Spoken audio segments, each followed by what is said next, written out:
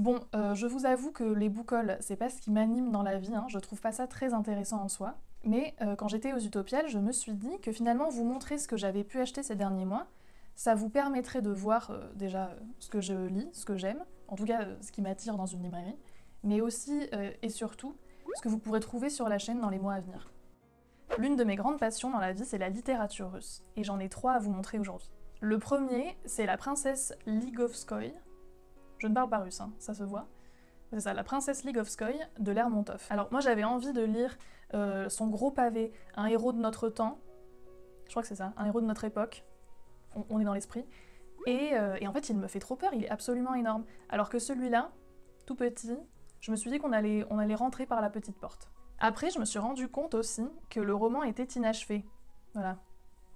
Toujours une bonne surprise. Donc j'ai demandé à un proche de lire la fin et de me dire si ça faisait vraiment fin ou pas. Apparemment oui. J'espère qu'il a raison. Deux jeunes gens s'aiment mais ne peuvent pas se marier et se retrouvent des années plus tard, bien évidemment en ayant chacun beaucoup changé, et la passion ne tarde pas à renaître.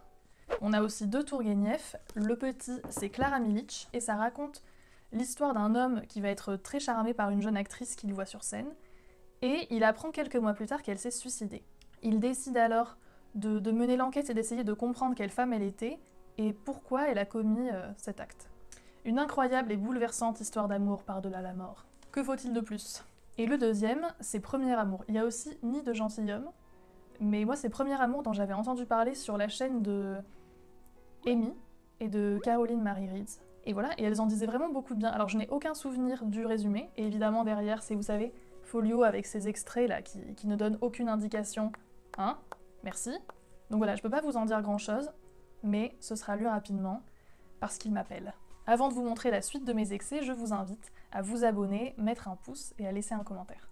Je vous propose un petit intermède graphique avec les deux bandes dessinées que j'ai achetées récemment. La première, c'est Petit, le premier tome des Ogres-Dieux, écrit par Hubert et illustré par Bertrand Gatignol. C'est une série en 4 tomes, dont apparemment chacun peut se lire indépendamment. Alors on suit une famille d'ogres qui règne sur l'humanité, et qui, comme ils se marient entre eux, deviennent de plus en plus bêtes et de plus en plus petits. Bon, je l'ai posée parce qu'elle pesait une tonne. Donc on va suivre Petit, qui est le dernier né de la famille, qui fait à peine 2 mètres et qui va être élevé par sa tante, donc loin des traditions familiales. Je l'ai acheté notamment parce que la 4e de couverture disait héritage, coutume, tiraillement, un superbe récit gothique autour du déterminisme familial. Il y avait gothique dedans. Alors j'ai pris. La deuxième bande dessinée que j'ai achetée, ce sont Les Royaumes Muets, c'est écrit et illustré par Séverine Gauthier et Jérémy Almanza. C'est une bande dessinée jeunesse qui raconte l'histoire de deux fantômes qui vont visiter une petite fille et qui vont l'emmener dans les Royaumes Muets, où règne la mort. Moi ça m'a semblé un peu proche de Coraline, en tout cas dans ce que ça dégageait. C'est aussi pour ça que je l'ai pris, hein. Ça se trouve ça n'a absolument rien à voir. En tout cas c'est acheté, hein. C'est acheté et ça fait envie. Voilà, moi je trouve que ça a l'air intriguant et très charmant. Avant de passer à l'imaginaire, j'aimerais encore vous montrer quelques classiques. Le premier, ce sont Les Mystères de Paris d'Eugène Transpire. Qu'est-ce qu'on est drôle ici. C'est un roman feuilleton publié en 1842 qui a eu un succès absolument considérable à son époque et que les éditions Folio ressortent en 2 fois 2 tomes, en octobre et en novembre. On est en 1838 à Paris et une jeune fille innocente, vertueuse, est attaquée par un brigand et défendue par un homme valeureux et mystérieux. Évidemment, ensuite, ils vont être la cible d'un grand méchant, et voilà, ils vont essayer de s'en sortir.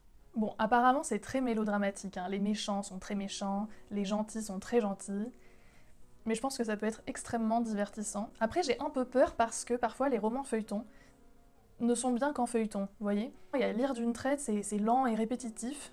Donc voilà, j'espère qu'on sera pas dans ce cas-là et qu'on sera dans de l'aventure, dans de l'émotion. Dans le cadre du Pumpkin et du littératon gothique, j'ai acheté pas mal de livres, notamment La boîte en os d'Antoinette Pesquet, qui est un roman qui fonctionne dans un système de récit cadre et récit enchâssé. On suit un narrateur à la première personne qui va retrouver un ami, et cet ami va lui raconter sa vie, et donc ce qui lui est arrivé pendant toutes ces années où ils ne se sont pas vus, et notamment comment il en est venu à commettre un acte de folie terrible.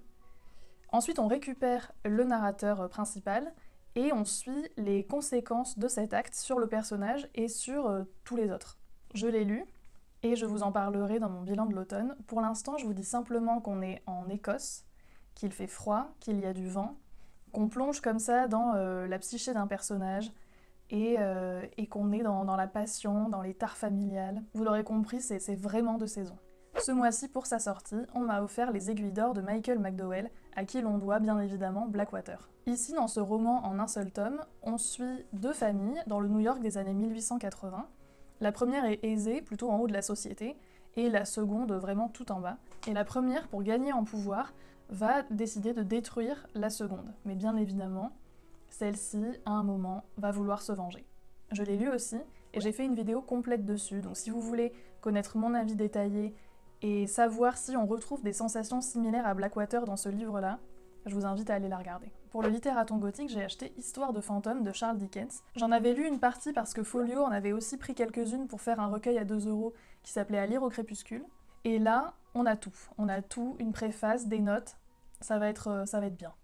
Dans le cadre du littératon gothique, j'ai aussi acheté Solénopédie du comte d'Albi. C'est un court roman écrit en 1838 qui raconte l'histoire d'un homme, donc un narrateur à la première personne, à qui un jour un scientifique va demander de l'argent pour mener à bien ses recherches. Et quelques années plus tard, ils se recroisent, et notre narrateur va lui demander alors où il en est, et le scientifique va lui faire visiter son laboratoire et lui expliquer l'avancée de ses travaux. Sauf que vous voyez à la couverture que ça n'est pas joli. Je suis en train de le lire là, j'en suis presque à la fin, et pour l'instant c'est absolument génial, je vous en parle plus tard. Et j'ai oublié de vous dire que c'était l'un des premiers exemples de science-fiction française, donc c'est aussi vraiment agréable de se plonger comme ça dans la naissance d'un genre. Bon là on attaque le moment de la honte, le moment où vous constatez que j'ai craqué mon slip aux Utopiales. Je vous propose qu'on commence avec les auteurs qui étaient présents. Il y en avait deux, Régis Gaudin et Claire Garand. J'ai assisté à la table ronde de Régis Gaudin, je n'étais manifestement pas là quand ils l'ont présenté. Donc lui, sa démarche, c'est vraiment de faire de la littérature populaire de qualité.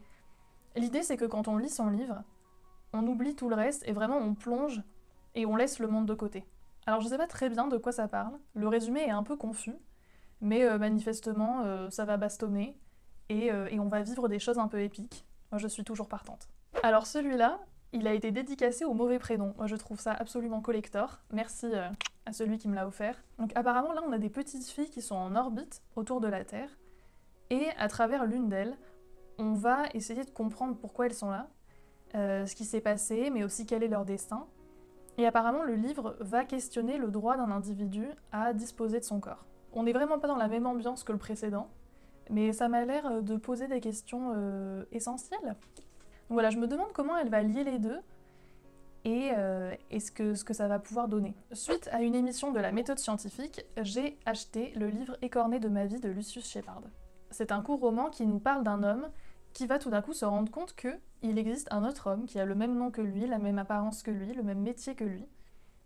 Et suite à ça, il va partir sur ses traces et faire le même voyage que son double avait fait et qu'il avait raconté dans un roman. Et évidemment, on se demande dans quelle mesure c'est vrai, dans quelle mesure c'est surnaturel, et est-ce qu'il y en a d'autres, et pourquoi. Bon là on passe à fait son éducation avec des incontournables de la science-fiction. Bon, on commence avec un qui n'est pas vraiment de la science-fiction, mais j'ai acheté de Ursula Le Guin. Le premier c'est Terre-Mère, c'est de la fantaisie qui apparemment est plutôt jeunesse, mais qui, une fois qu'on a passé ce premier volume qui réunit les 3 premiers tomes, devient plus sombre et plus intéressant. Le début a l'air assez cliché, hein. On a un jeune paysan qui va devenir un grand sorcier, donc on suit son apprentissage, et moi ce qui m'a interpellée, c'est qu'apparemment la magie est basée sur le vrai nom des choses, mystérieux. Le second c'est Le Monde de Rocanon, qui est le premier tome du cycle de 1, qu'on ne dit peut-être pas 1 d'ailleurs.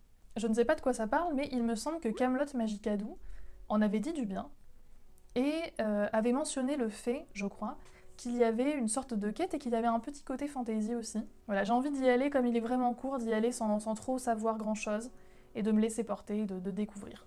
Ensuite, un classique pas mort, j'ai enfin à ma possession La Horde du Contrevent d'Alain Damasio. Bon, il m'a fait peur pendant longtemps, hein. Il est gros, il y a cette histoire de ponctuation qui indique quel personnage est en train de parler, donc faut quand même que le cerveau se branche correctement. Et puis même le sujet a l'air ça a l'air poétique et contemplatif, et en même temps je me demande si... Enfin c'est gros quand même, s'il y a quand même une histoire, une intrigue. On a un groupe d'élite qui va partir à la recherche de l'origine du vent. C'est beau comme histoire. Donc voilà, je me demande comment il va se débrouiller, et comment moi je vais vivre tout ça. Bon, toujours dans les indéboulonnables de la science-fiction, le cycle du A. Je ne me lance pas dans la prononciation du nom de l'auteur parce que ça va être un carnage, Mais là, on a donc l'intégrale avec tous les tomes. Ça parle d'un homme qui va se rendre compte que ses souvenirs ne sont pas les siens, et qui va donc partir à la recherche de sa véritable identité, et de pourquoi. Pourquoi est-ce que, justement, on lui a changé ses souvenirs, et peut-être se rendre compte qu'il fait partie, malgré lui, d'une machination. Moi, ça m'a l'air un peu existentiel, et en même temps prenant. J'espère que ce sera le cas. Je l'attendais depuis des mois, il est enfin là. Le tome 3 de Dune. Si vous avez vu ma vidéo sur les personnages pseudo-stylés, vous savez à quel point j'adore Dune, surtout le 2e tome. Et en fait, je n'ai lu que ça de l'été. Et j'avais besoin quand même de changer un peu d'air et de profiter de l'automne, donc j'ai repoussé la lecture du tome 3. Mais là je suis prête, et je pense qu'à Noël, je ne vais lire que ça. Et ça va être merveilleux. Voilà, c'en est tout pour cette orgie. J'espère que vous êtes curieux de certains livres et qu'il vous tarde peut-être un peu qu'on en discute ensemble. D'ici là, n'hésitez pas à vous abonner, laisser un pouce, un commentaire, et puis on se retrouve bientôt.